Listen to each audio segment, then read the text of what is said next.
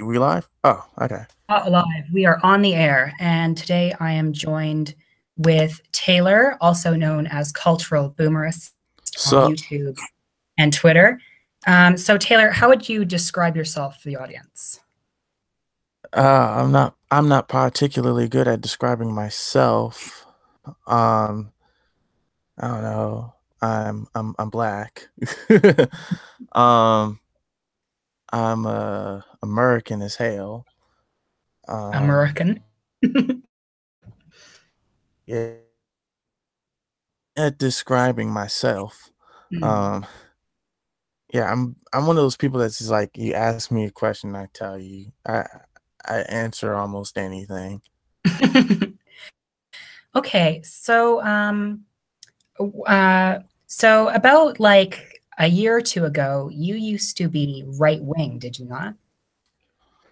Yeah. I was a Trump supporter. Mm. I was one of those people. I was one of those I've never experienced racism before, so it Mm. must not exist type people. Oh, I see. Yeah, that's the curse of growing up in a relatively nice, diverse, tolerant area in the South. Mm. You So know, I you didn't. I was just sheltered. That's all. mm. So, like for you, that could that be like an explanation for Black conservatives is that they just don't necessarily have that experience with racism, so they dismiss it. Sometimes. Mm.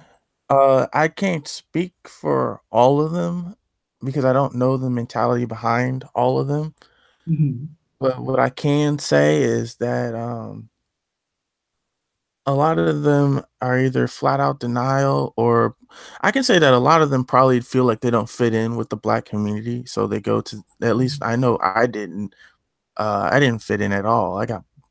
People thought I was weird. I got called an Oreo and shit like that. But I feel like a lot of them Mm. probably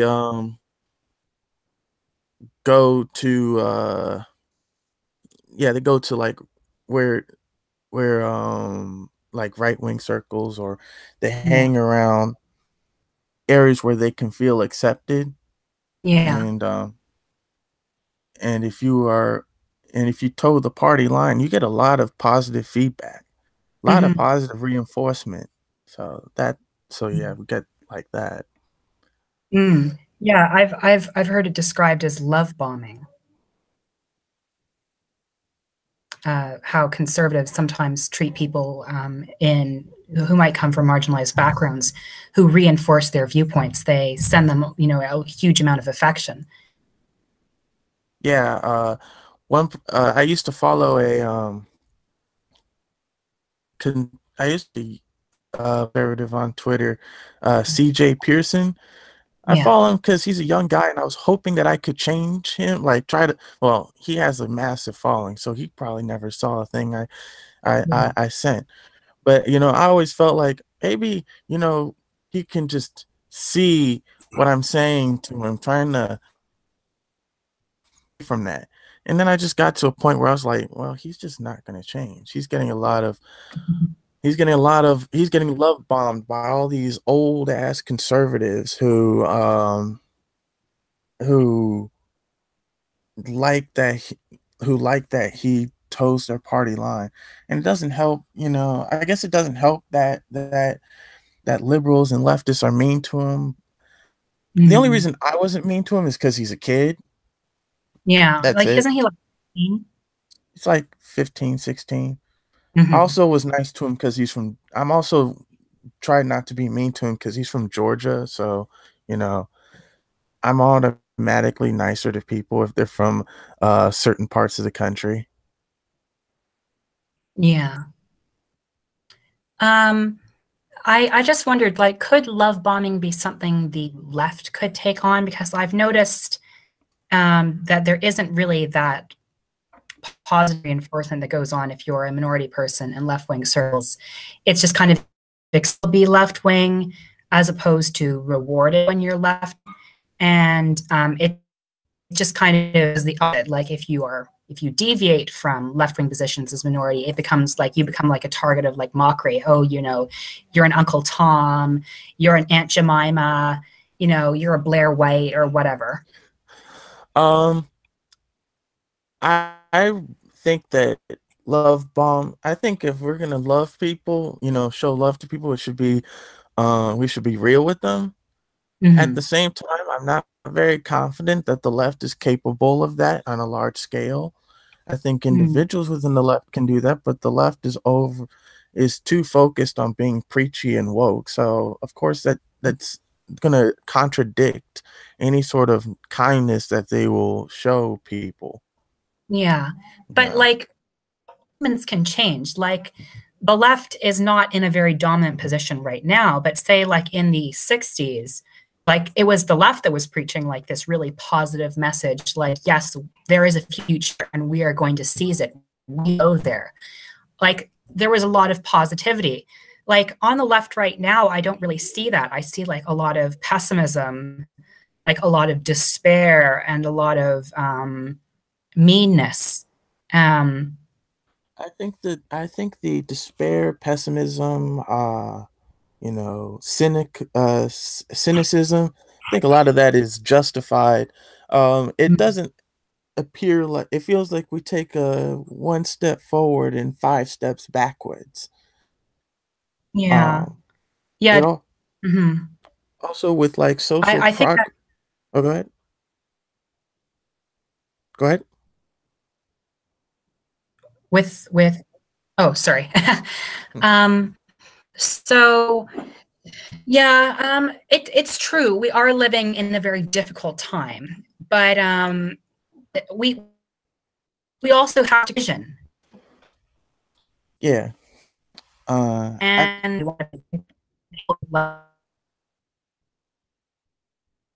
You sort like of broke up hope for there. the new. Oh, sorry. Um, just all be criticism of the old and like vicious criticism of one another.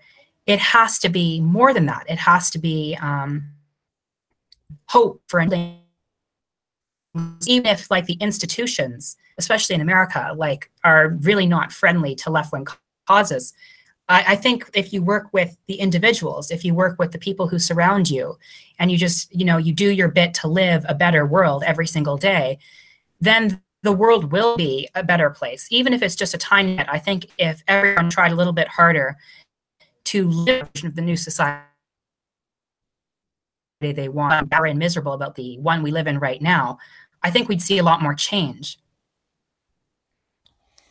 I don't think I have as much faith in people Right now, I think, as I yeah. should. Mm. Um, Yeah. I think that I think that there's things that if we were going to make change, there I think that there's certain people that have to make a stronger initiative than others. Some people have been working forever. It's their entire life. It's their entire identity, generation after generation, working to fix the problems of the past and the present.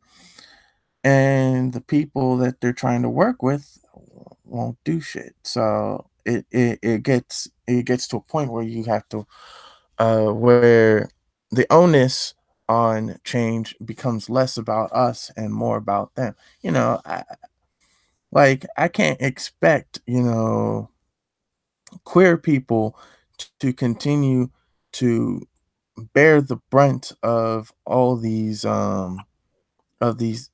civil rights movements that they're trying to run. Yeah. There's a point where cis people and straight people need to just suck it up and learn to live else. That's my mentality towards white people in America, because there's a point where I'm just like, you Mm. know, just learn how to live with us, or we don't want to live with y'all at all. Hmm. No, definitely. And there has been like, I think that social media has been kind of a double-edged sword in this case because on one hand, it has allowed for a huge proliferation of videos and and proof of the sort of racism that people are facing in America.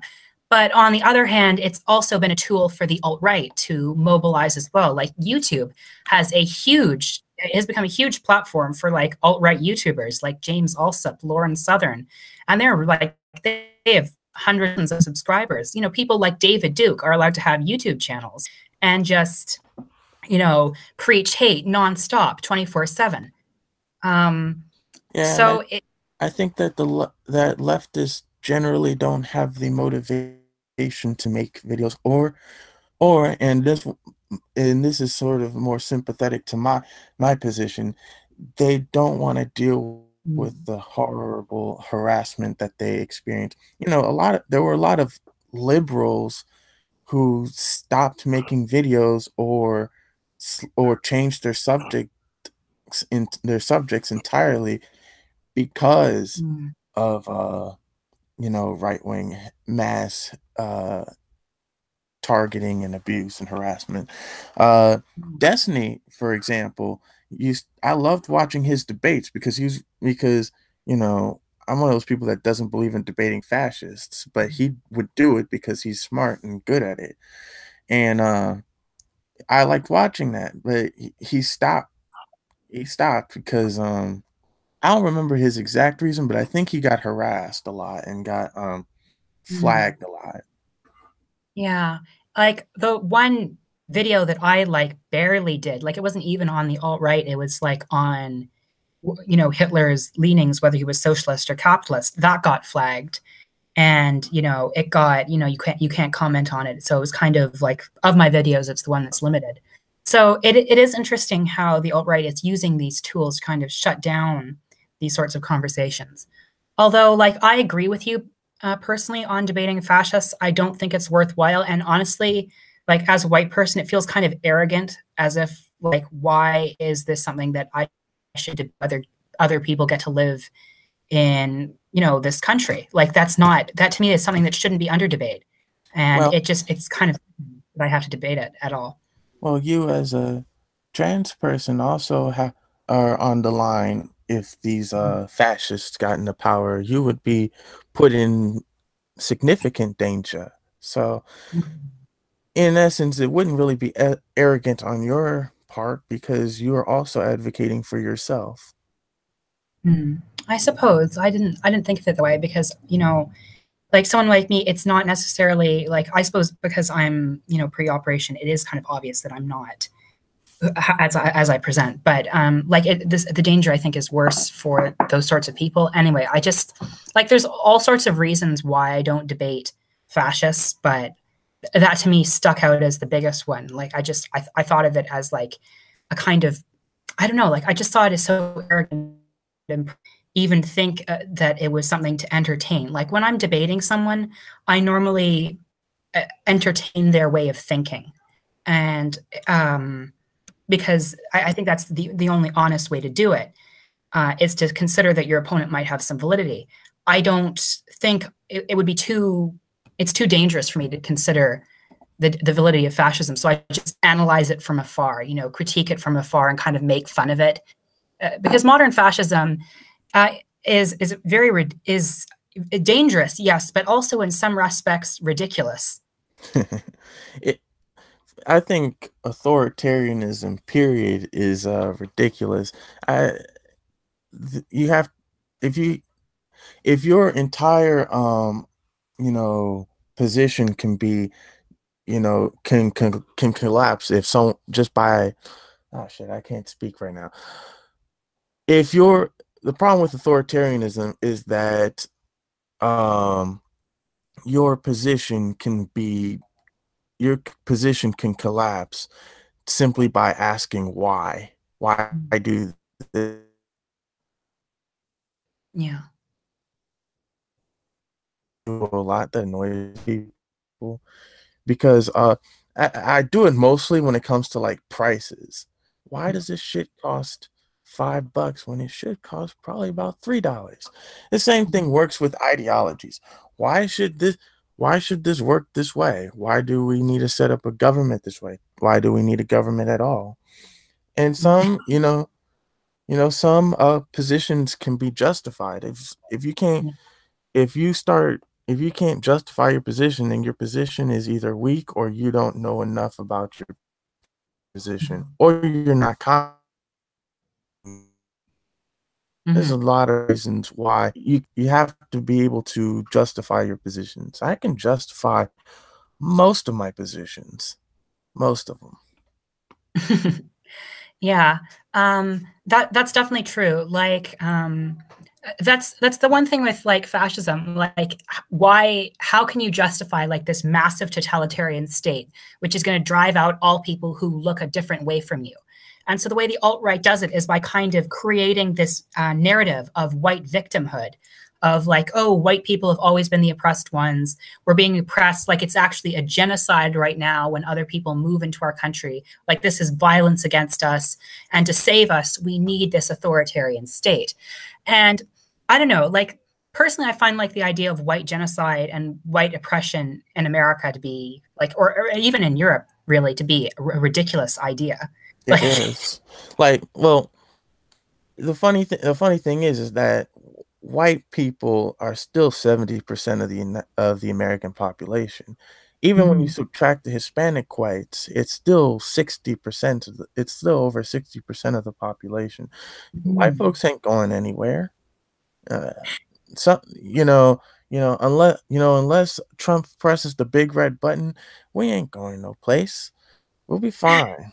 Be fine. mhm, Um, the problem, the thing with the white victimhood narrative is that they appropriate the narratives from minority groups.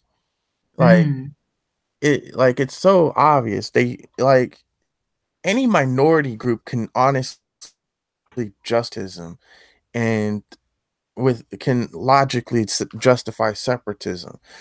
Now, whether you morally support it is a different story, but logic you can just as a if your group is being oppressed by the state or by society or by culture. mhm. But white folks in America can't Yeah. because they're not oppressed. And right now the far right's trying to spread a narrative of white oppression in South Africa. I'm Mhm, not very well versed on South Africa. I tend to believe that the colonizers don't have the right to don't really have the right to that land. And mhm, I'm also for the self determination of the South African people. mhm, Um, would I want the South Africans to wipe the Boers out of the Afrikaners out of South Africa? No, I wouldn't. I think that genocide's a bad thing. Um, but at the same time, I don't know what's going on over there. I really don't, mhm, and I never really mhm, cared. And I think mhm, that's a no. When I was a right winger and people were talking about South Africa, I never really cared. I was like, well, what did you expect? They had apartheid like 20 years ago. Of mhm, course that was going to happen. I pissed one of my friends off at the time just for saying that. He's like, "Oh, so you say they deserve it?" No, I said that they. What do you expect? Of course, that's going to happen. mhm. Kind of They reminds me of what Malcolm X said when he was asked by this white interviewer, like, so do you hate white people? And he said, well, that's kind of an unfair question to ask Black people after, all the things that have gone Mhm. on, after all the oppression that's been going on in this country for hundreds of years. It's an extremely unfair question to ask to ask, do you hate your oppressor? Um, I have to admit that I myself am not very hateful towards cis and straight people. Like, I don't know. I just have a hard time like seeing them and like feeling like this visceral rage. I don't feel rage when I'm around white people. I don't really feel anything. I just know my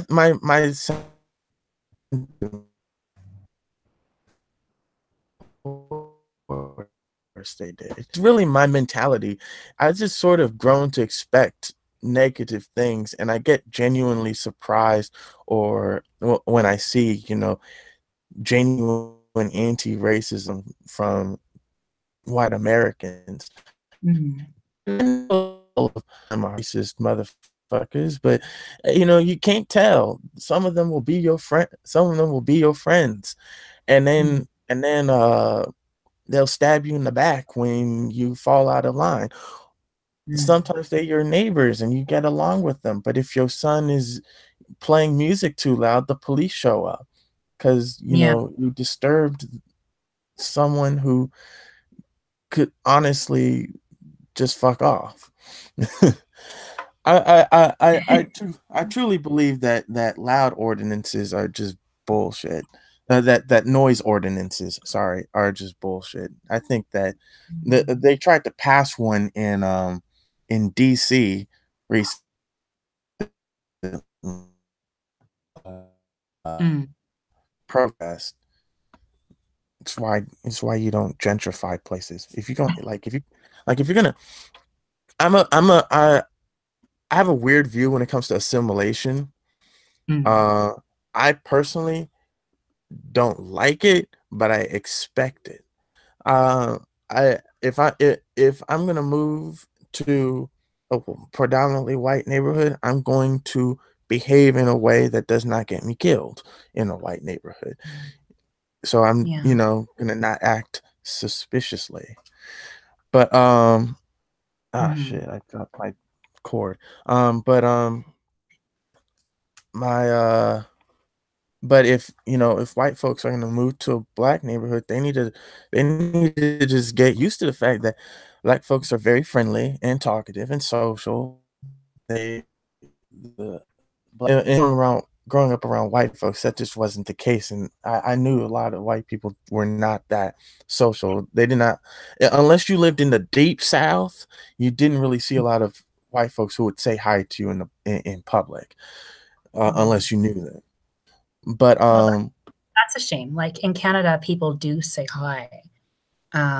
Although they also have a tendency to apologize a lot. Like if you bump into someone, you're supposed to say sorry, not necessarily the other way around. Or like if someone bumps into you, you apologize as well. Like everyone's always apologizing.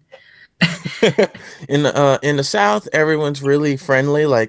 They'll say hi or whatever. Bigoted people, you can tell who they are because they'll say bigoted shit to you, uh, Mm. and you be about your day. You come to the Midwest, people are kind of weird up here. They don't talk to each other. Chicago's actually much nicer than the rest of the Midwest, because people are just friendlier in Chicago than the rest of the Midwest. But Mm. at the same time, they're less friendly. Um, More fuck yous if you bump into someone. No one says sorry. Um, Yeah, I can imagine that. and God, I could. My parents moved to New York, and I do not want to. I do not want to live in New York City because they're even worse than Chicago. Mm. It, Yeah, I've heard bad things about the manners of people in New York. I've heard like they're just extremely rude all the time.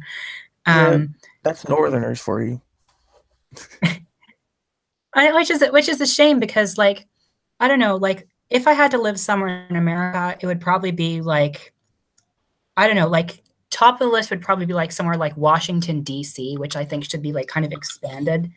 I I don't know. don't It know. just seems like a really If you're like gonna it just live seems like a go ahead. if you're gonna live in DC, don't live in DC. Live in Fairfax, Virginia, Arlington, Virginia, Alexandria, Virginia, or Mm. Maryland. Don't live right in DC, but live around it. The Washington Mm. metropolitan area is a nice area.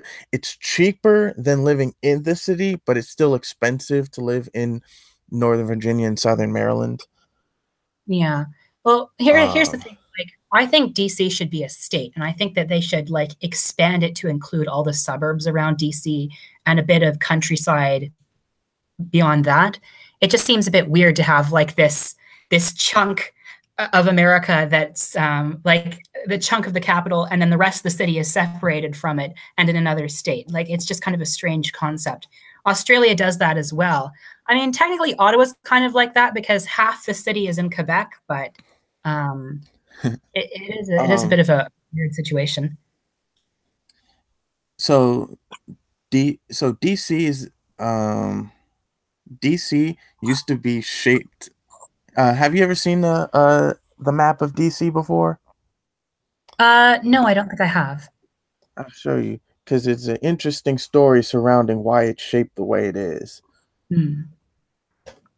Do tell. All right, this is screen share. Boom. All right.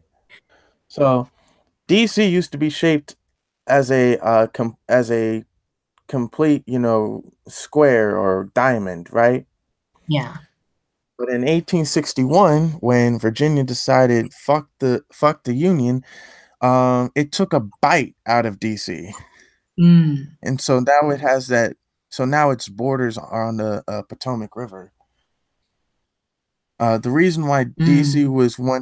was once bigger is because George Washington wanted to live in in uh in DC, and so Mount Yeah. Vernon used to be DC. Now it's in Fairfax, Virginia.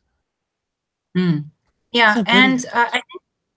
yeah, I've heard good things about it. But anyway, I'd like to kind of move the topic on to your kind of black separatist tendencies. So you've told before a few hand.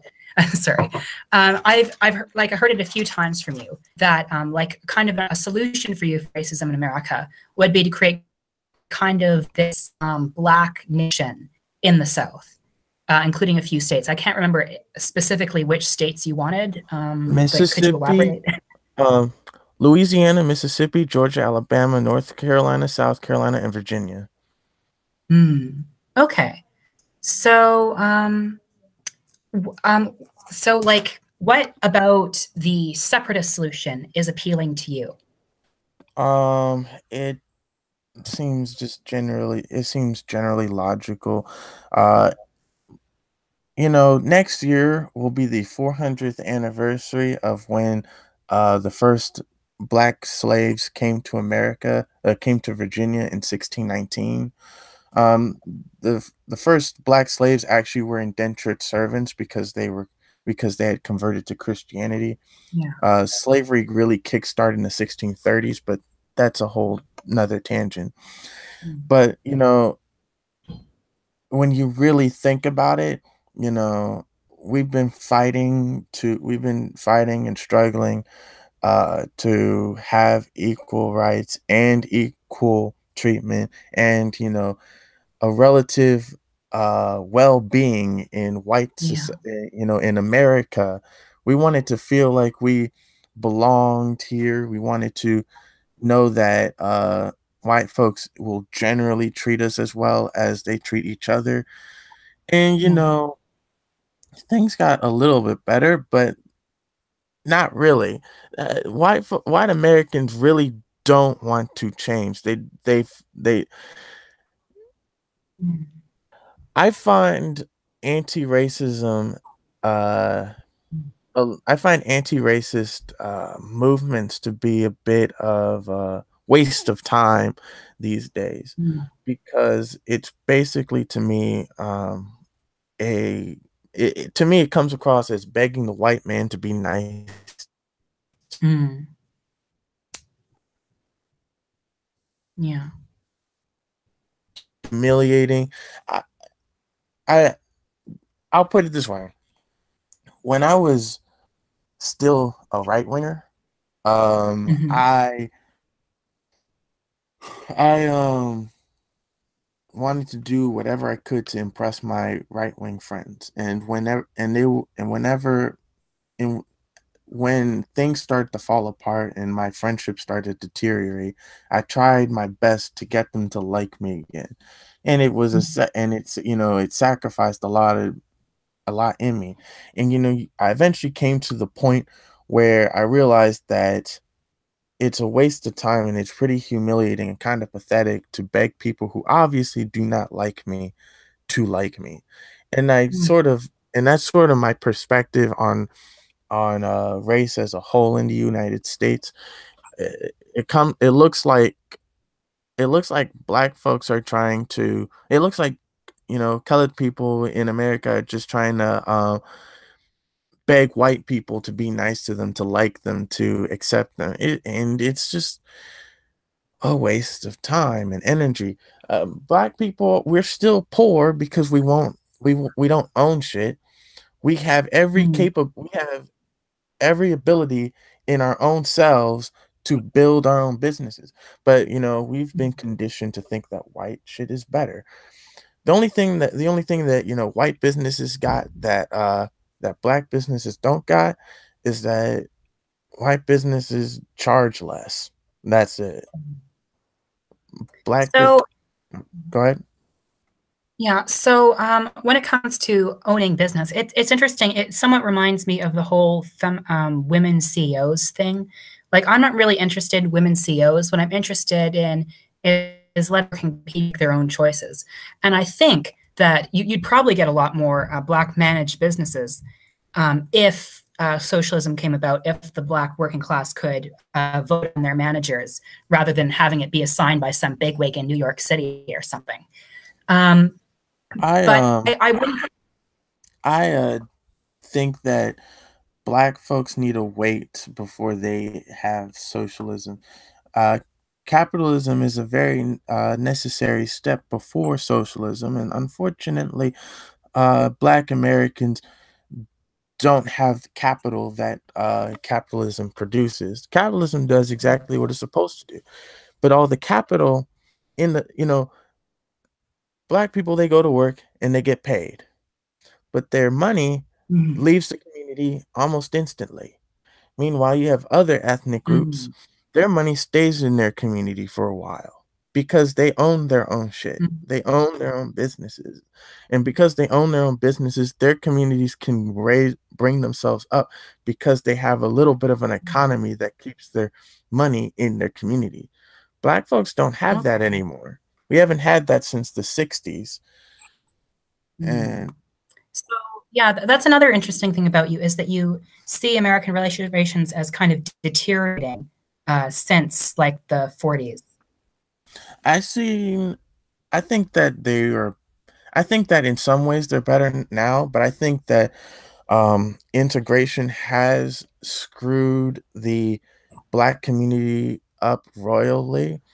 Like I said, we had an Mm, economy during the Jim Crow period because we were forced to either be treated like shit by the white business owners or we go to our own businesses, you know? And so that's why, like in the mm, 1920s, 1930s, and 40s, we had our own little economies. Most notably, Black Wall Street, which was burned down in 1921 because of the Tulsa race riot. But mm. you should learn about the Tulsa race riot. It's very interesting. It was Well, um, this white woman, oh, this guy didn't hit on me. Like, oh, I wanted this guy and he wouldn't like me, so I'm going to say he raped me. And wasn't that kind of the trigger? um, I think the story is that a black man and a white woman were on this elevator and she ran out and then she allegedly was assaulted, but all that is known for sure is that she ran out of that elevator crying. There's Mm, a lot of theories to what the story is, but what ended up getting circulated that she was assaulted, and so the lynch mob formed, and that's how the riot started that night. Um, mm, but during that period, there were black communities all across the country that had their own economies, and mm, though we were never as rich as white folks, we could take care of ourselves. And that's also why the economy in the United States in general was better in the 40s and 50s because every community had had some money. That shit started to fall apart by the late 60s in the 70s. and Mm. then the 80s was a good period economically. Um, like the economy rose significantly, but and then it crashed again. But you know,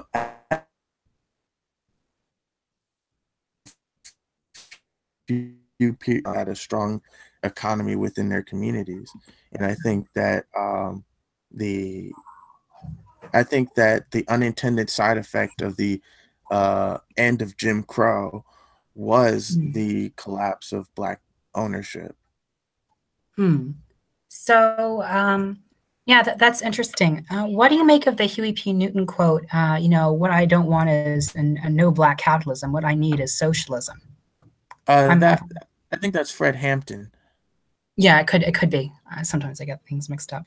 Um, I mean, I understand it. I'm no fan of capitalism. It annoys the fuck out of me, Yeah. especially since I don't got money.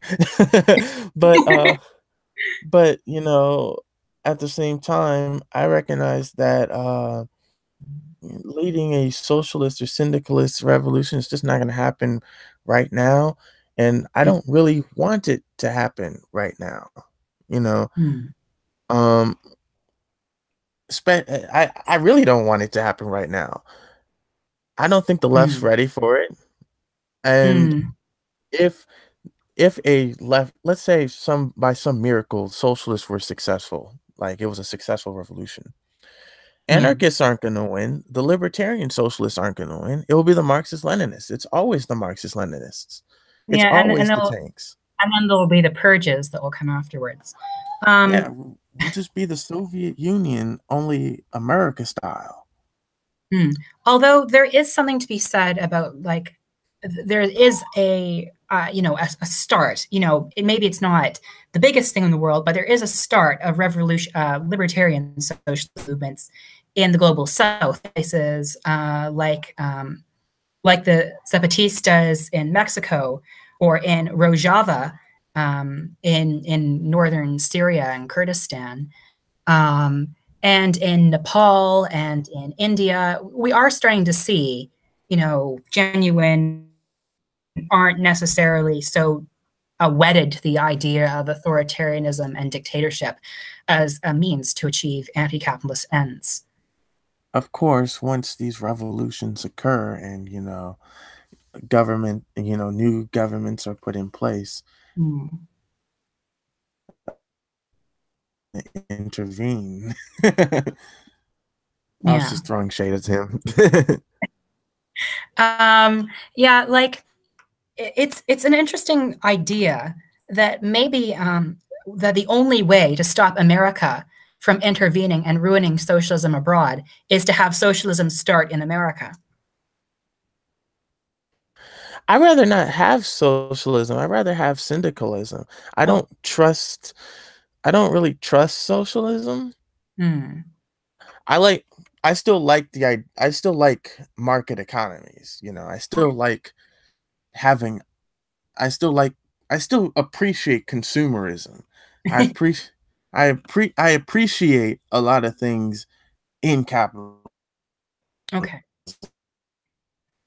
A lot of etc. What I don't appreciate is, the mistreatment of workers and the fact that there are certain things that are rights and not privileges. Yeah. Healthcare is a right.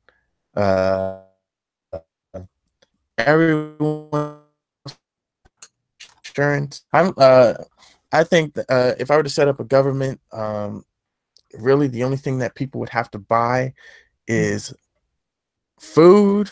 You know, because I'm not going to give everyone just rations, right? People can buy food and do whatever the fuck they want and go to restaurants. People should spend money on things that they want, not things that they need.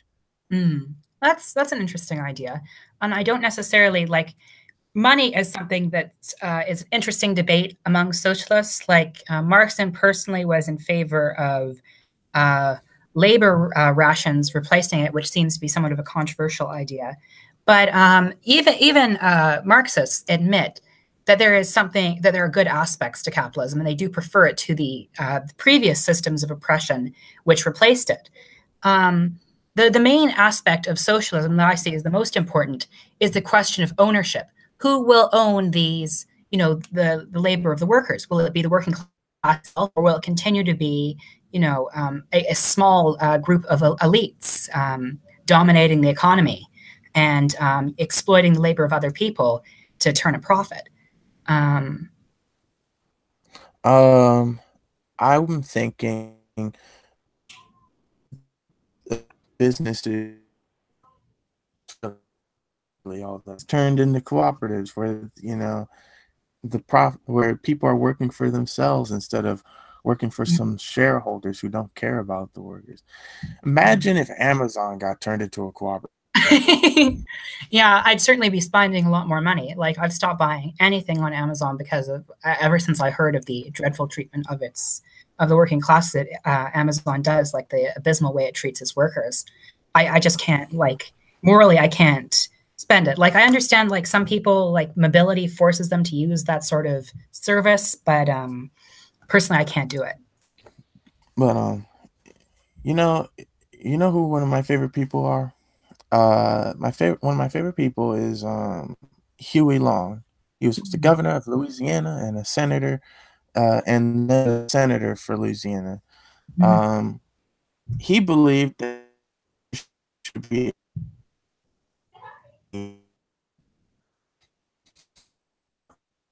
um, there's no reason in 100 million.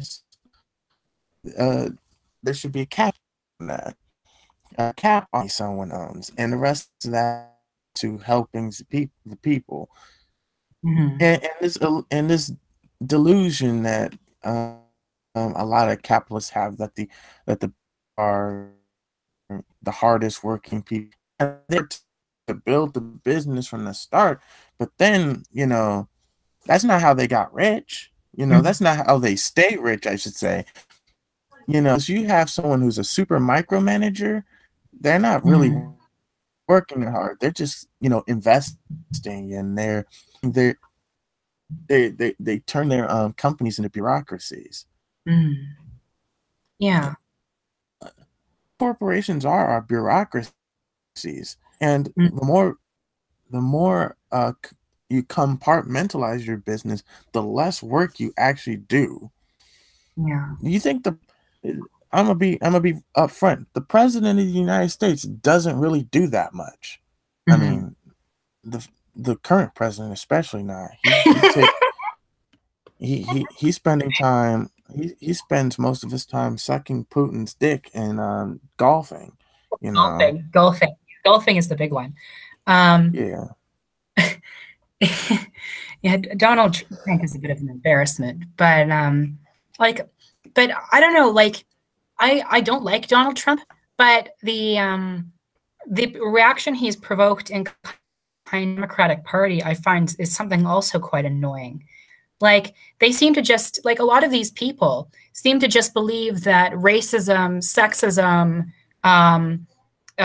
queer phobia, it just kind of sprung into existence the day Donald Trump was elected. And now the only way to stop it is to make sure that he's not elected again.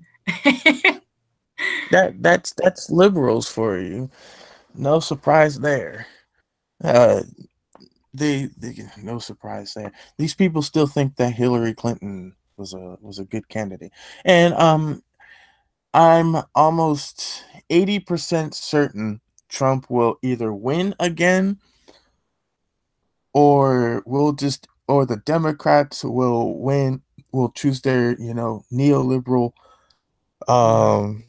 candidate, and then things will go back. Things will go back to the Obama era, which in some ways is good, but in other ways it just means that the left will fall apart. Yeah. A lot of leftists are just posers.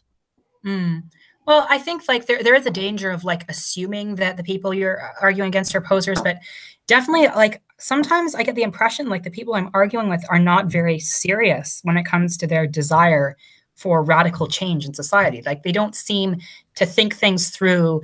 It just seems to be reflexive and It's reactionary. just not really deeply felt. I don't know what it is. Like A I lot just of read.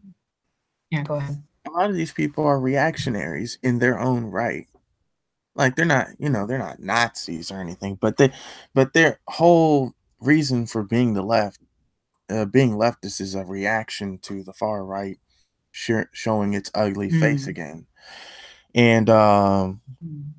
you know, the a lot of people aren't serious about what they want. I'm not that. I'll be honest. I'm not that serious about Mm. wanting socialism right now. I don't. I that's a that's a thing my grandchildren can do. You know, Mm. I'm more focused on uh saving black people from themselves and from white people. That's all.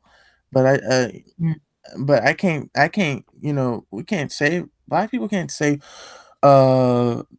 save themselves from white people if A, they don't save themselves from themselves, which we aren't doing, and B, Mm. we don't the white folks just refuse to change, and that seems to be a Mm. common trend.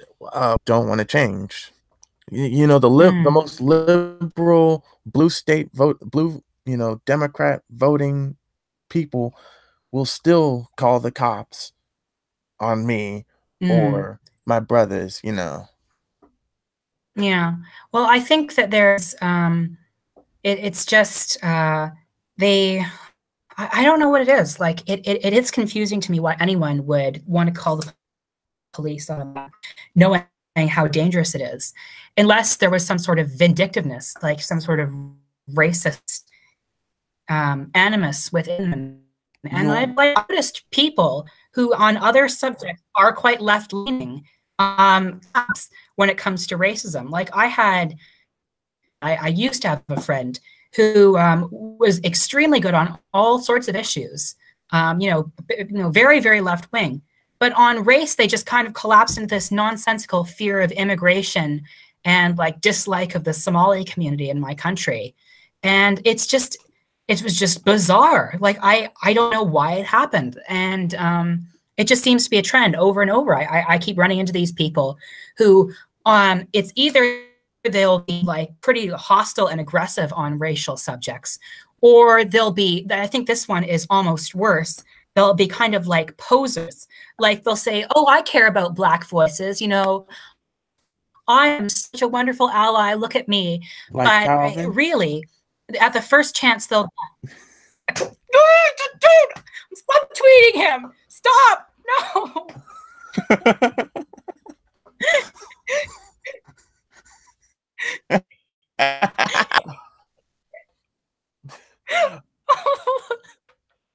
Oh, we're gonna get into so much shit for this on Twitter. Oops. But But yeah, there's what was it? What were you saying? but like they have like they say all the right things, and like they're so quick to like be almost over the top in their self abasement for their whiteness. But the second they come across a Black person who they disagree with, immediately it's like this virulent hostility, slurs of like Uncle Tom, this, that, and the other thing. And when it comes to Black voices who they disagree with, they'll try to find some other Black person to shut them up. Oh my god. Oh my god. Oh my god. I don't know how many times that's happened to me. Oh my god. That shit that shit pisses me off because it one for one, we're not your Pokemon. You don't get to summon us and then you know I mean, sure. I sort of kind of did that with the remember when I got harassed by anime accounts? Oh yeah. Like anime accounts, I don't know what it is about them. It's because I got harassed by them because I implied that I would have uh summoned some trans mutuals of mine to Mm. to explain that there was more than two genders. So I guess I'm guilty of that shit too. I didn't actually summon them, and I still got I flashbacks. I'm, I'm traumatized from that shit. Yeah, I Twitter didn't is. feel. Oh, go ahead. Yeah, I'm like I don't know what it is about Twitter. Like in some days, like I kind of like it because it gives me a platform where like a ton of people will agree with my opinions and say lots of nice things about me.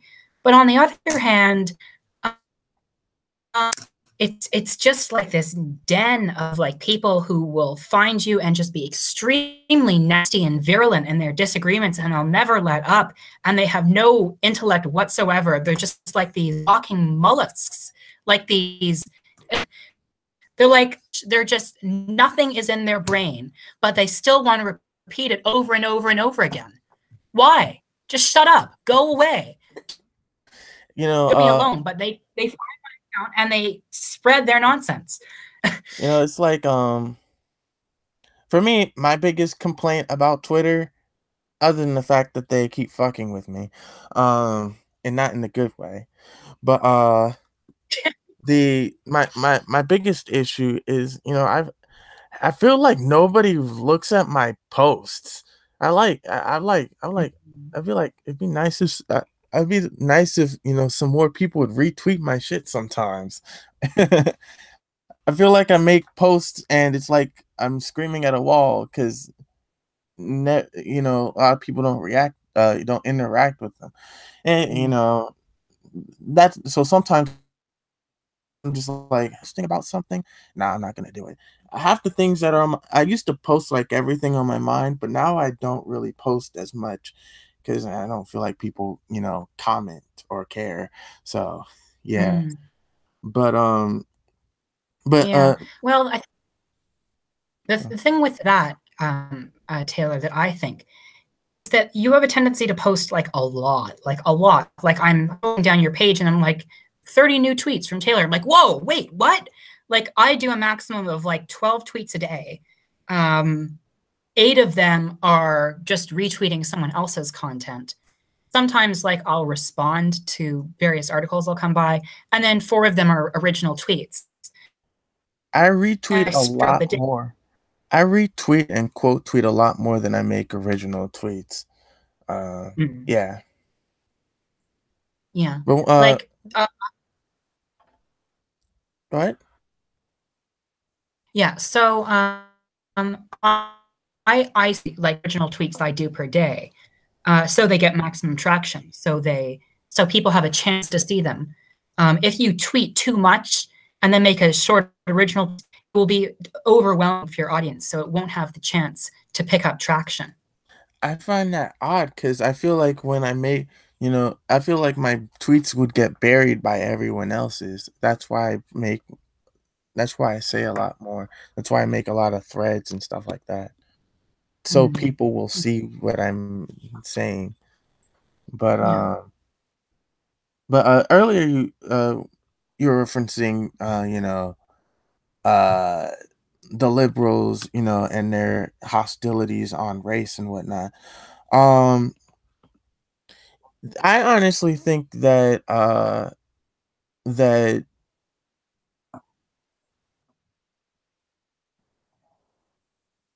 is than most right wingers because Mm, liberals know that if they call the police, that's a potential death sentence to us. mm, Right winger, like I can tell more often than not who in these videos are a right winger and who's like a far right and who's a liberal.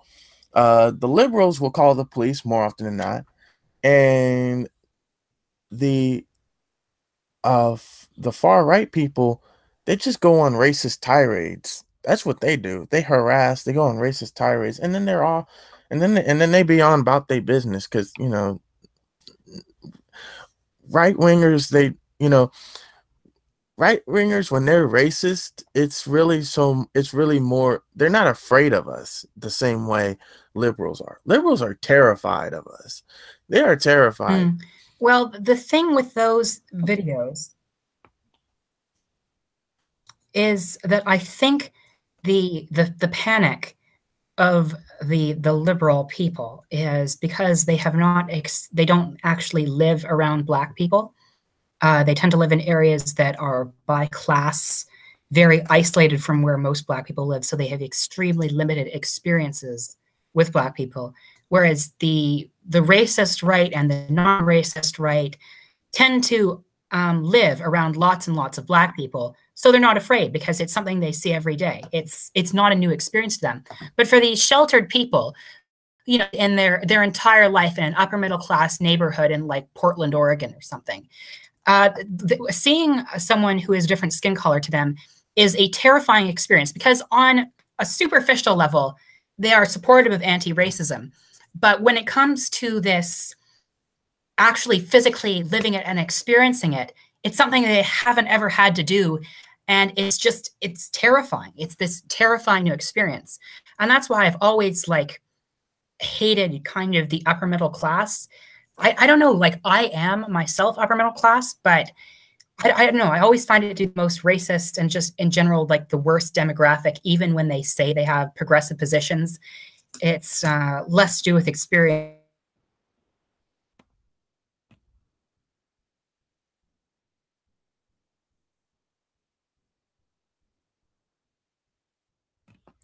I think you like froze or something. Try like especially hard to emulate the values they see in without necessarily believing them at all. And so when they actually have to interact with situations, when they actually have to interact with people who come from different experiences, it's a terrifying experience because they consider themselves part of the elite. I'm not sure if anything in that ramble made sense, but Oh, it made sense. It's just at one point you froze. There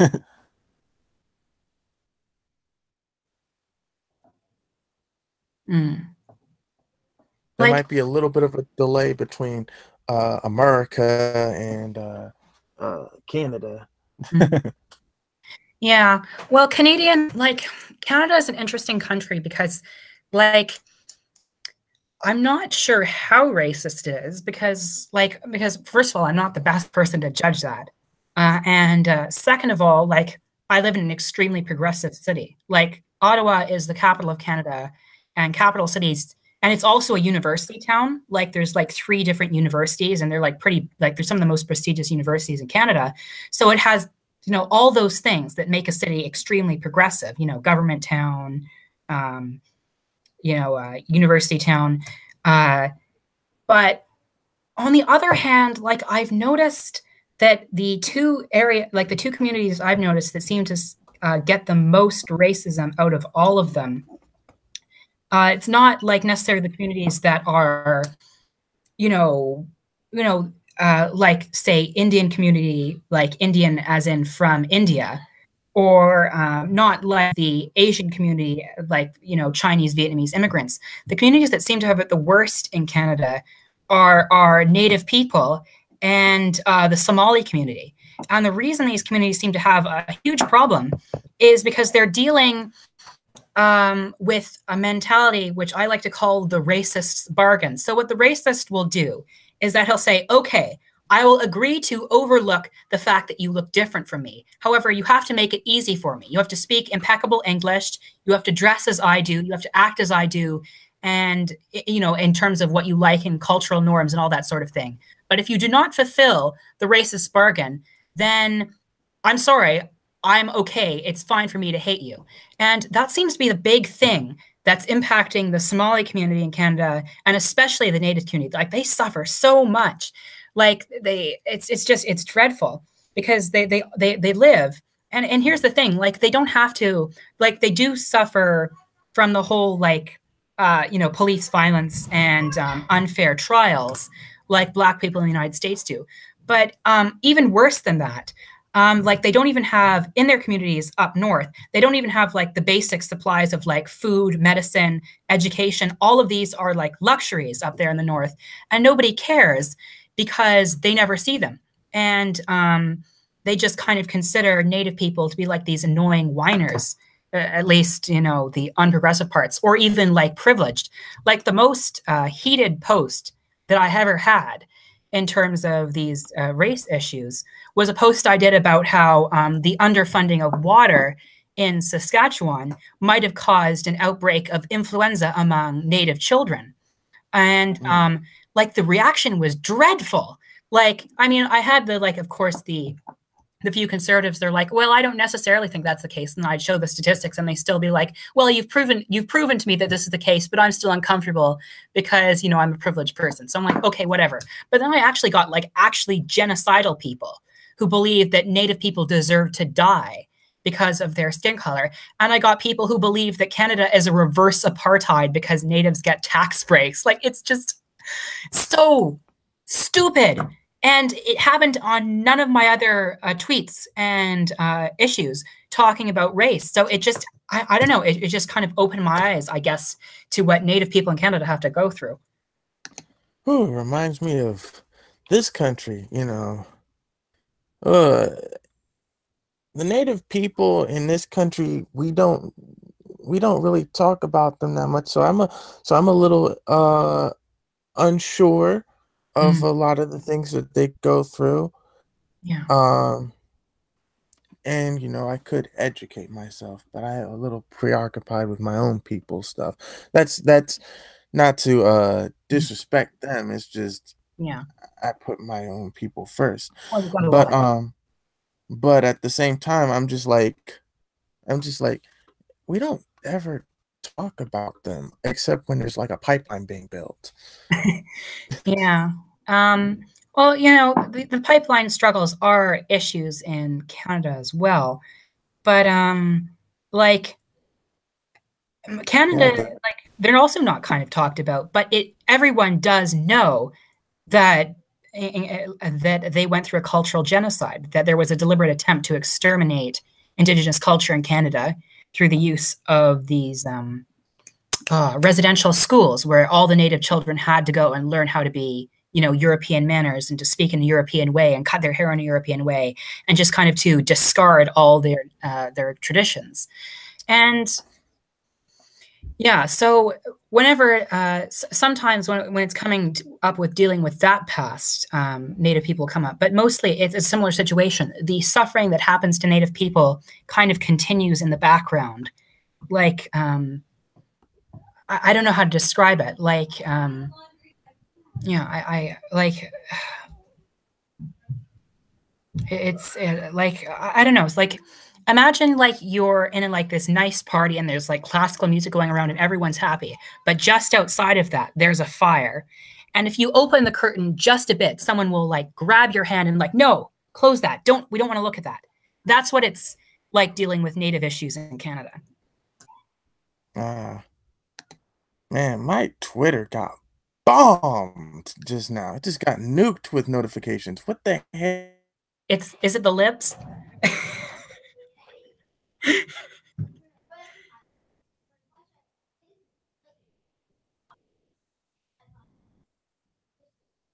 Something. Mm. Uh-oh. All right. So, what turned out that was the problem? Uh, on Twitter, Yeah. uh, they just same shit. Okay. So just silly nonsense. Um, Yeah. They still on they bullshit. So I'm just like, okay, whatever. Lives be lives, and I think my buddy can handle himself. I just did not like seeing him slandered by a bunch of uh, white folks who didn't know any better. mm, yeah. Like, it's yeah. So back to the whole idea of the Black nation in the South. How do you think like this could be accomplished? Okay, I didn't think that far through. So, you know, my one of my ideas was just move all 42 million Negroes to the South and watch the white folks fly away because because there's this weird white Americans have this habit of moving away when a bunch of black folks move into a neighborhood. Mm. But Yeah.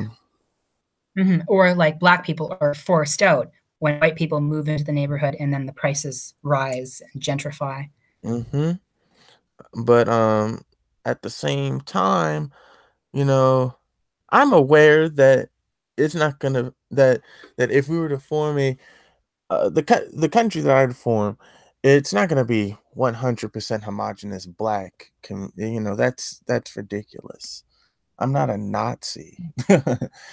Unlike despite Mm. what secular Hawk thinks, I'm not a Nazi. Um, or a black You're supremacist not or like whatever the fuck you say. But the modern day reincarnation of Ali Muhammad.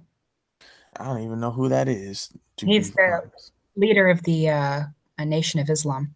Oh, Elijah Muhammad. Oh, yeah, that's see, like But I knew. no, no, I'd have if I were to be a reincarnation of Elijah Muhammad, I'd have to also hate the Jews, and I don't. Even though secular Hawk thinks that I do. But no, if I were to make a predominantly black country, my hope is for it to be 90% Mm, people of color, 70% black. A similar distribution to the similar ethnic distribution to the United States today.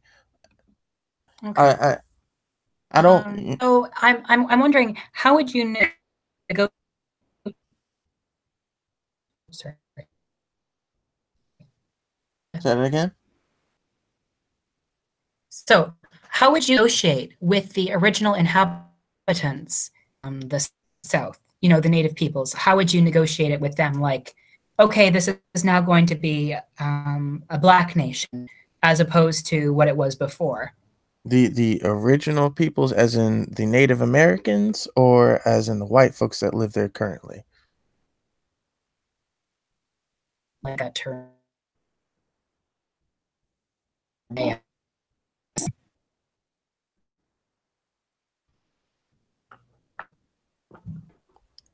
Say that again.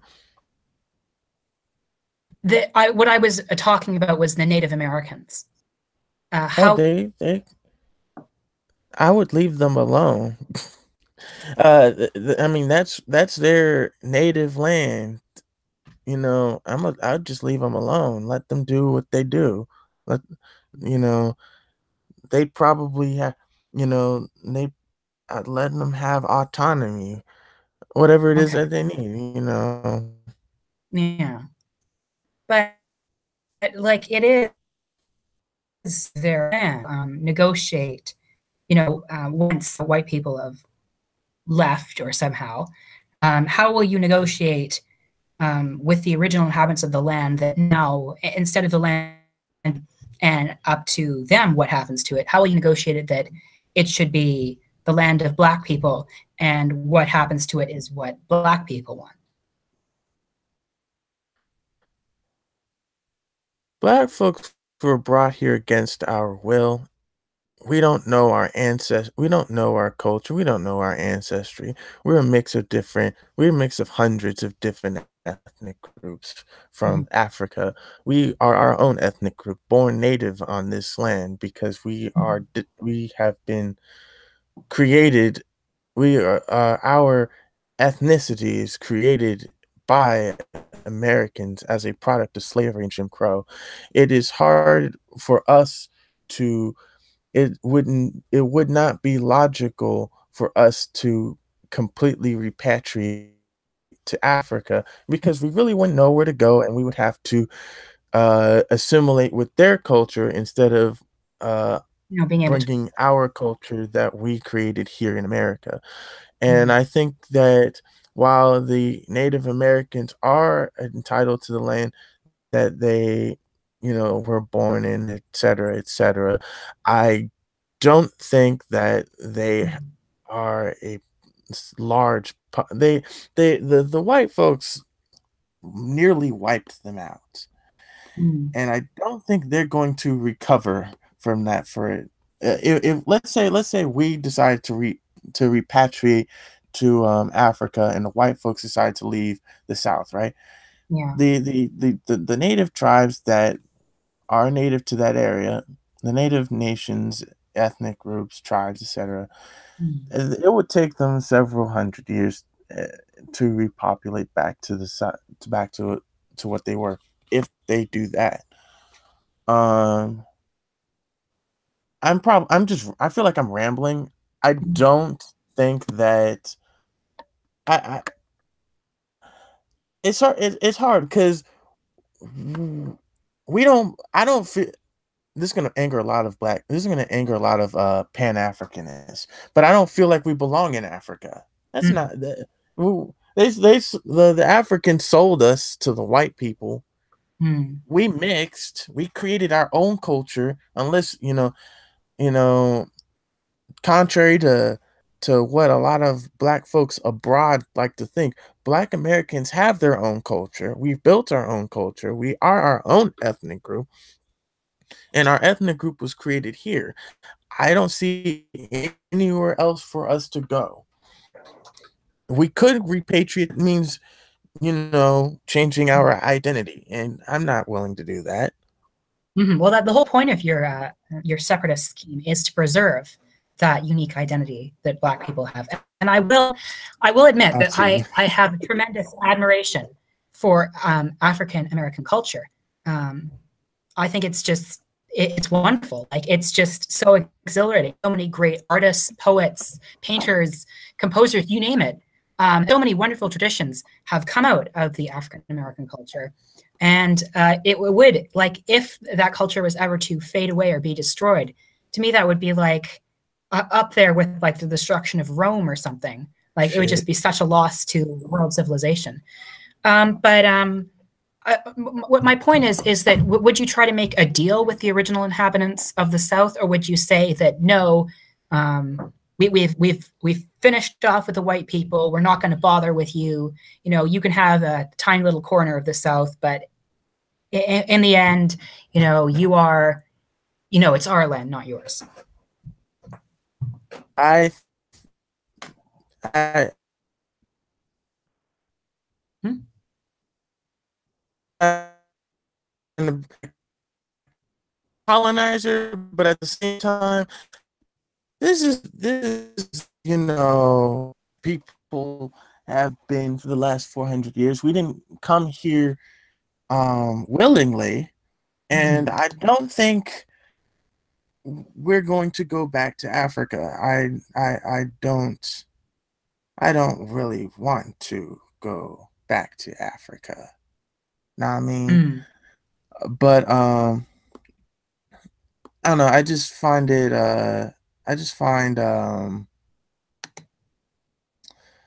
what is it? I just find I blanked. I'm sorry, I blanked. Um I don't know how I would negotiate, if I would really negotiate at all. I really just want to leave them alone. That's all. Mm. Yeah. But like when you're forming a new nation and you're trying to readdress all these, the issues of the past, like it might be difficult to leave them alone. Why is that? Well, I mean, they might not. What I'm saying is that if, a lot of the colonization of that region had been undone by, the mass um, migration of white people away from the South, it might be difficult to convince the inhabitants, like the original inhabitants, that maybe it wasn't their time in the sun, and maybe they couldn't get to decide whether Black people or whoever could come into their land, and maybe they could get to decide what is done with it. Is what I'm saying. I mean, I'm like it's a like like I said, I'm not trying to colonize anything. I'm just, uh, wait, like I mean, I could. I mean, if I wanted to colonize, I would take over your country. I'm sorry, because we would literally double your populate. we would more than double your population. There's 42 there's 36 million Canadians in Canada and there's 42 million black Americans in in the United States. We would run y'all out. Well, we would take y'all over. So I mean, I'm not trying to colonize or anything, but if I had to, you know, Mm. it's gonna be it's gonna be your country. Canada, we see you. Well, if you did that, we'd And probably then, apologize. oh, go ahead. If you invaded Canada, we'd probably apologize to you anyway. Yeah, and then we'd nuke the United States. That's sort of how it would go. I I would show secular Hawk the Truman Doctrine from a different perspective.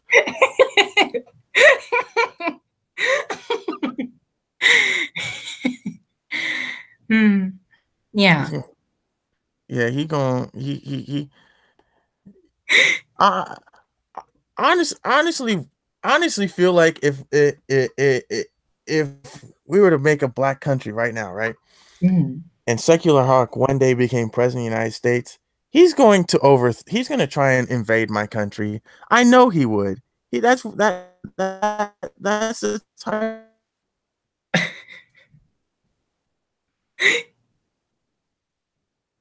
He's gonna be like, oh wow, they're under a dictator, you know. They're oppressing. He's kicked out all the white people. That's genocide, you know it's time to intervene, blah blah blah. Okay. Or like something has to be done to contain communism. I would If I were to form a country, it probably wouldn't even be communist Yeah. because it wouldn't be a country. I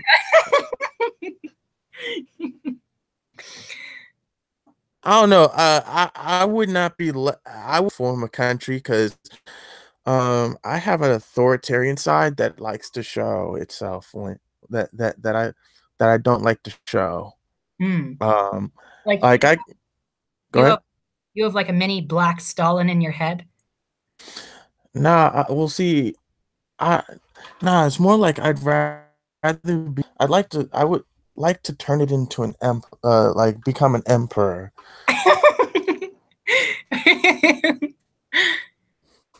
What, you like a leopard skin train or something like that?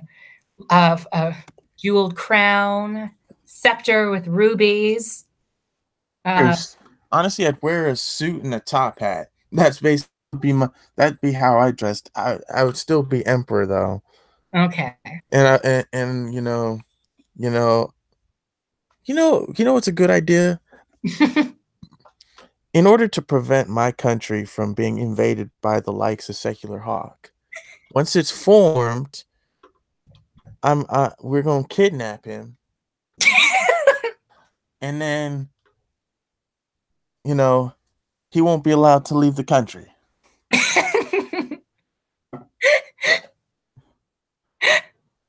He can have the rights of a citizenship of a citizen. He's just not gonna leave. Yeah, that's the one thing that's beyond his reach. He has to stay in a country that He's he can't encourage to invade other people forever. uh, yeah, he he's a you know what? Why isn't he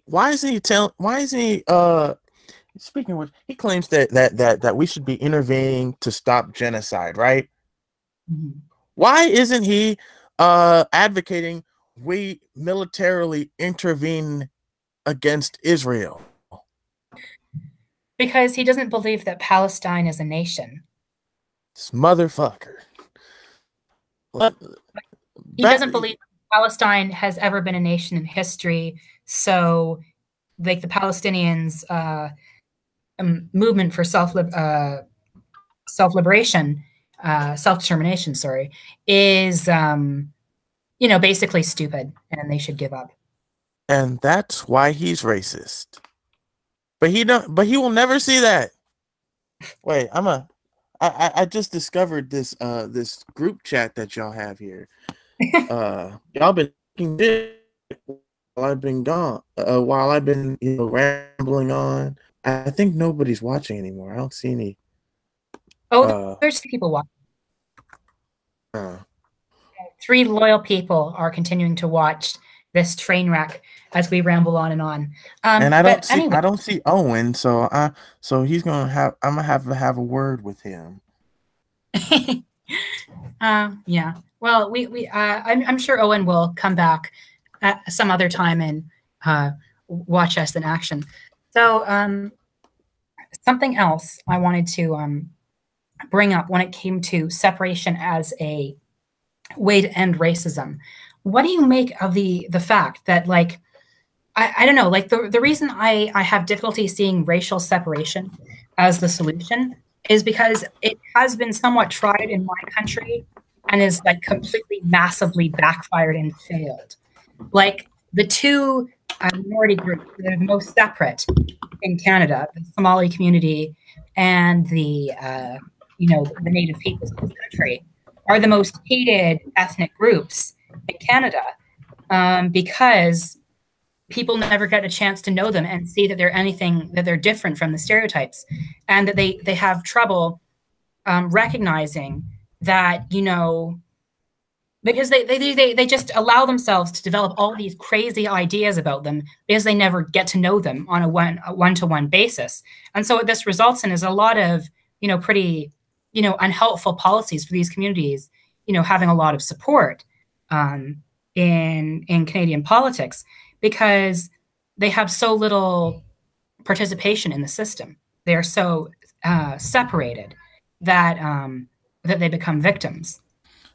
I think that white Americans have demonstrated that they are not willing to live with us, and they're not willing to live with us. They're willing to what's it they whenever we try and live with them, they start shit with us. They call the police, they harass our children, all sorts of bullshit, and I don't like it. I don't I Yeah. don't like it. No. Well, it's dreadful, of course, but it raises the question: would this stuff happen if um, these communities, if these services, and if these people were less separated? If Black people and white people in America could genuinely embrace each other as brothers and sisters and love each other, would this continue to happen, or is it predetermined in some way? That will never happen. That will never happen in this country. I can never see that happening in this country. Mm. Never, never. Mm-mm. Yeah. I can never see the white folks and the especially Negroes. Nah. That Mm. it's just not gonna happen. Why do it won't happen? Why do you think? Because like right now, American schools are actually in some ways more segregated than they were. Like there's schools in like from like about the 60s and the 70s, there was a huge move towards integrative schools.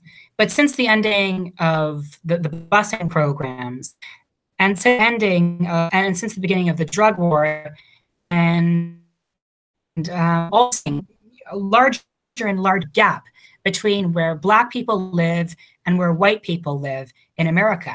And it's just incredibly segregated already in some ways.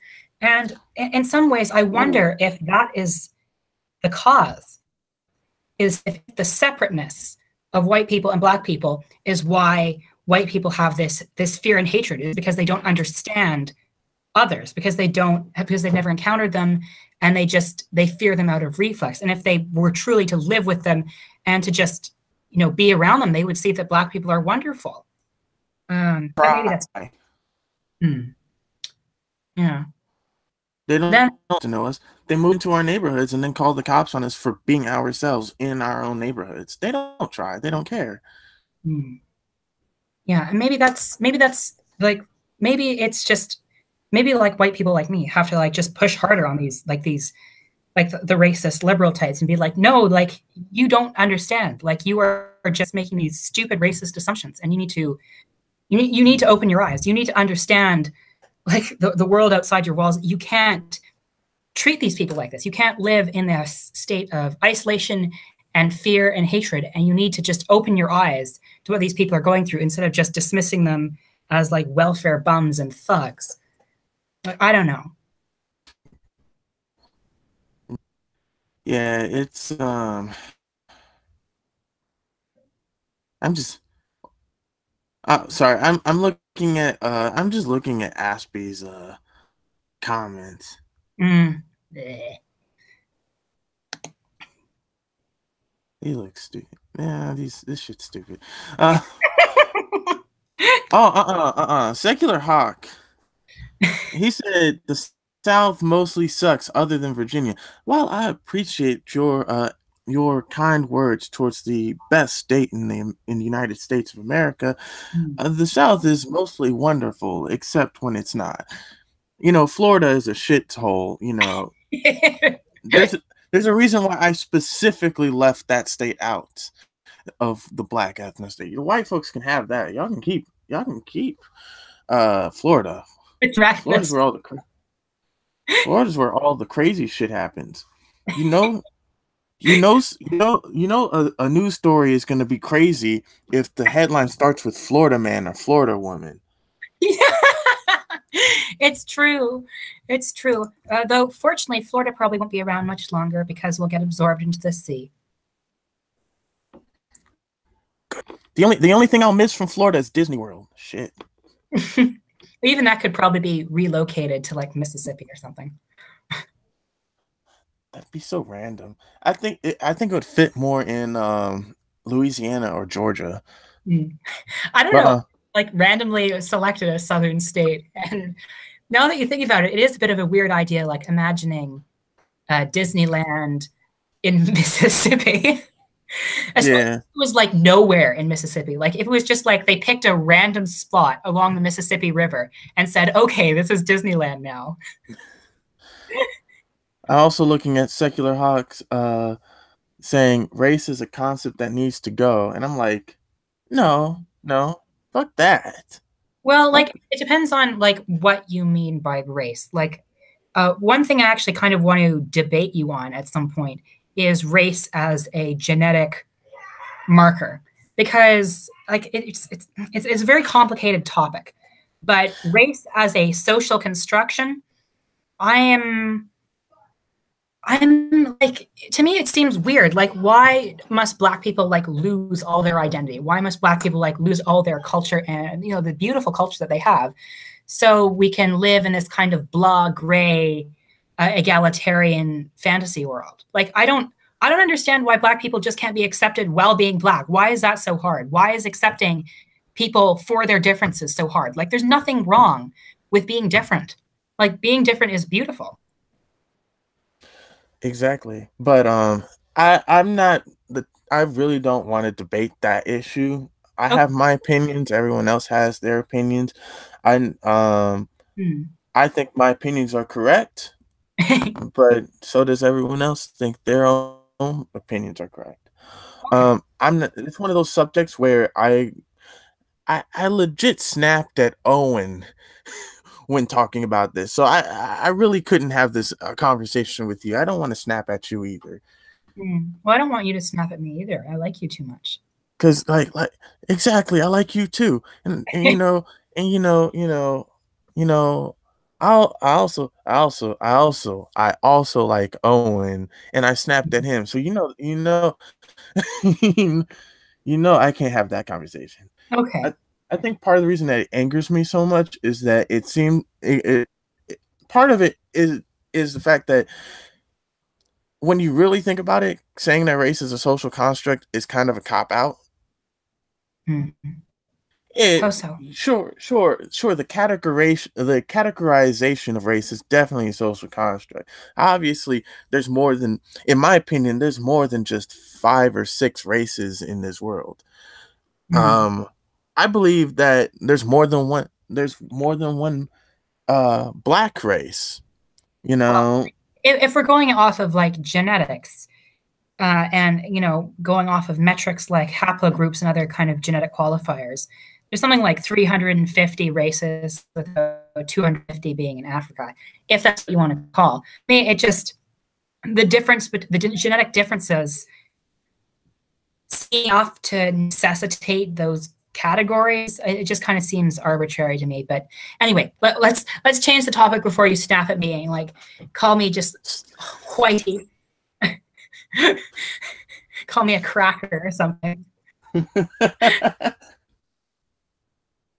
um, well, one thing before I switch the topic, I think what really angers me is that is that people. What really angered me that one time when I had that talk about race as a social construct is that I commented on someone's post saying that race is real, bruh. And this dude, he has 31.5 thousand followers, and he quote tweeted me. Mm. And that pissed me off. And it only and and then also to be called racist for thinking that my identity is real is offensive. Mm. And I don't think the I just destruction doesn't mean it's not real. Like definitely African American culture, history, all of that is, it's very real. Like you'd have to be blind to think it's not real. But what is considered white, what is considered Asian, all these categories, I think those have been decided, and I think they're quite fluid. Um, and that's why I say that, at least in that respect, race is a social construct. yeah, I guess so, because like in Britain, um, Middle Eastern people are called Asian, and I'm like, that that don't sound right. That's just wrong. Yeah, it's I'm technically like, true. wait, They're from the Asian continent. I call I sort of classify them after the language group from that same region. I call them Afroasiatic because they're from North Africa and the Middle East. That's basically how I classify them. I distinguish them from Asians. But Yeah. yeah. I'm still waiting for Hawk um to Mm. legitimately, counter something I say with something factual, something logical. You know what I mean? To actually, try for once. Uh You seem to like really dislike him. Like, what about secular Hawk seems to perturb you so? um well, I don't like people who deny the horrors that Israel is committing against the Palestinians. I also don't like victim blaming of the Palestinians. I don't know what it is with me and Palestinians, but for whatever reason, I just feel their pain so strongly. Like I have a this is gonna sound horrible, but I feel I have a stronger sense of solidarity with the Palestinians than I do with even the undocumented immigrants that Trump's throwing in dungeons. I feel I know that makes me sound horrible for prioritizing one group over another, but I feel certain there's a certain empathy that I feel for the Palestinians, that I also know that they have a level of solidarity for Black Americans in Yeah. the US. So I get more, I'm really touchy about that. And Mm. I think that, and I also don't like that Hawk really tries to make it out like we're anti-Semitic for not supporting Israel. I love Hebrews. I just don't like Israel. That's Yeah. like me saying that's like me saying that I'm racist against white people for not liking the shit that Britain has done in its entire history. Mm. Yeah, yes, I don't like Britain taking over the world, like literally taking over the world. Wow, Yeah. that must mean I'm anti-white. You know how stupid that sounds? Yeah. But I It also don't. yeah, Oh, go go ahead. ahead. um, yeah, I do find it frustrating arguing with people who believe that opposition to Israel is anti-Semitism, because I feel like I love Jewish culture. I love, like, almost all my favorite writers are Jewish. Like, they're just, I don't know what it is. I've just always found them to have intelligent academic out of that tradition. I I my thing is I don't one thing I don't another thing I don't like about Hawk is that he's an interventionist. Mm. Like, yeah, I'm probably really mean to him. I'm probably really mean to him. And if Hawk is still watching, I am so sorry. Like, there's no sarcasm at all in my statement at all. But no, I didn't mean what I said. But uh I I don't the the Mm-hmm. Oh. Um, Taylor, you've muted yourself. You muted yourself, so we can't hear what you're saying. So unmute yourself, and we can actually hear what you're saying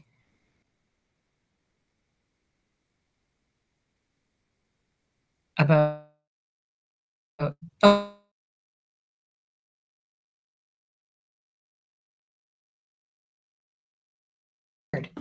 we'll probably all come out in a blur.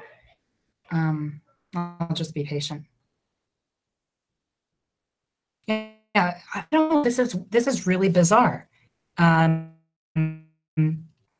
you can't hear you. Has your microphone turned off in some way, or is my computer failed? I have no idea what's going on. Let's see.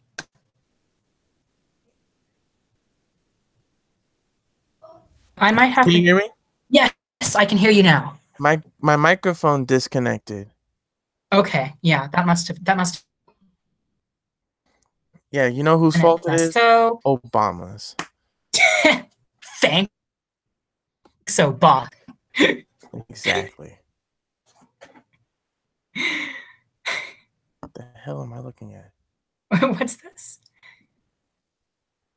I'm sorry. Twitter is a bizarre site. It is.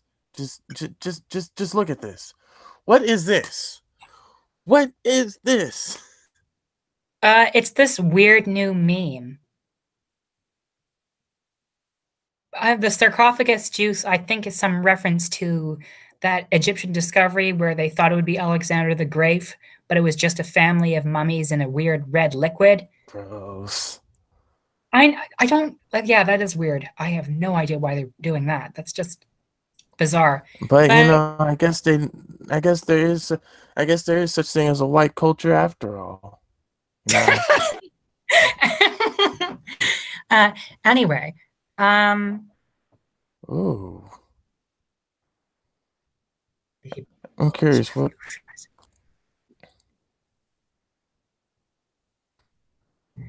It looks like everything's peaceful and tranquil and tranquil on the tweeters. Wait.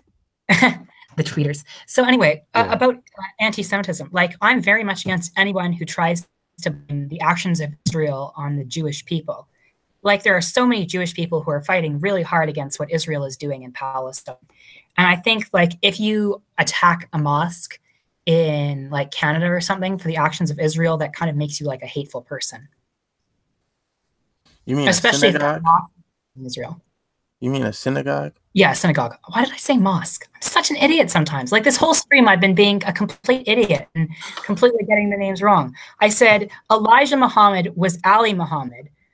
I said Fred Hampton was Tommy Newton or something like that. And now I'm calling synagogues mosques. Just what is this white nonsense? Good. You good. You good. It's okay. It's not your fault. Of course, it's Obama's fault. Yo, Yeah. Brandon says, can I join the stream? I'm thinking about wrapping it up, actually. Mostly because I don't want any more microphone problems. Like, I think my computer is kind of collapsing. I don't know why. What's wrong with your computer? I have no idea. It's just started to collapse. So I want to end the stream while I can still salvage a stream and it just not turn into a buggy mess where we can hear each other and it's constantly glitching. But anyway, Taylor, thank you so much for the stream. I will put your YouTube channel and your Twitter account in the description. Thank you so much for coming out today and discussing this with me. And as always, everything in the world is the fault of Obama. Yes, yes, yes. And white people, of course. That's all for now.